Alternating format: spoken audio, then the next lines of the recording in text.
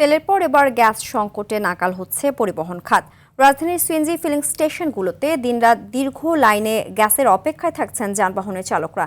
এছাড়া দিনের বড় একটি সময় পাম্পেই কাটছে চালকদের, ফলে তাদের স্বাভাবিক আয় ব্যাহত হচ্ছে বলে ক্ষোভ প্রকাশ করেন। তবে এলএনজি টার্মিনালের কারিগরি ত্রুটি এখনও সমাধান হয়নি বলছে সরকার। ওয়ালিদ সিদ্দিকীর রিপোর্ট। এক লাইটেই নিশ্চিন্তে চলে দিনের পর দিন। Walton emergency bulb, the best emergency bulb. তরলীকৃত প্রাকৃতিক গ্যাস এলএনজি সরবরাহ ব্যাহত হওয়ায় রাজধানী জুড়ে দেখা দিয়েছে তীব্র সিএনজি সংকট। বেশিরভাগ স্টেশনে গ্যাসের চাপ নেই। কিছু স্টেশন গ্যাস দিতে পারলেও তা চাহিদার তুলনায় অপ্রতুল। এতে চরম ভোগান্তিতে পড়েছেন সিএনজি অটোরিকশা ও রাইড শেয়ারিং সেবার সাথে যুক্ত চালকরা।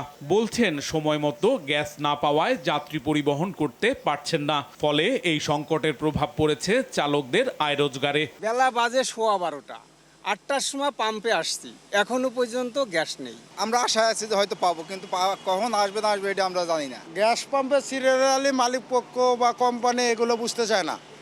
কোথায় গ্যাস পারেন কি করেন ড্রাইভারের উপরে চাপাই দেয়। কিছু চালক অভিযোগ করেন কৃত্রিম সংকট সৃষ্টি করে গ্যাসের দাম বাড়ানোর পরিবেশ তৈরি করা হচ্ছে। 2 ঘন্টা পরে 60 টাকা 37 পয়সা গ্যাস হচ্ছে। এখন কি করবো, কোন গাড়ি চালাবো না, জমা উড়াবো না, বাসা বাড়ি টাকা নেবো। আগে তো মনে করেন আমলি সরকার ছিল, গ্যাস পাই নাই, ইন্ডিয়ারে গ্যাস দিয়ে দিচ্ছে।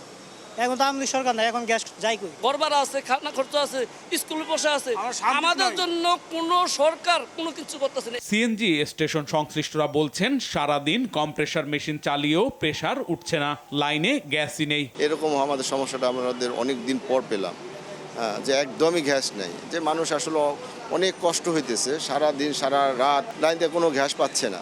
লাইনে গ্যাস না থাকলে আমরা কি করব, কেন আসছে না এটা তো আমরা জানি না। গ্যাস সংকটের কারণ হিসাবে ভাসমান এলএনজি টার্মিনালের কারিগরি ত্রুটির কথা জানিয়ে জ্বালানি ও খনিজ সম্পদ বিভাগের মুখপাত্র সমাধানের বিষয়ে কোনো সঠিক দিন তারিখ জানাতে পারেননি।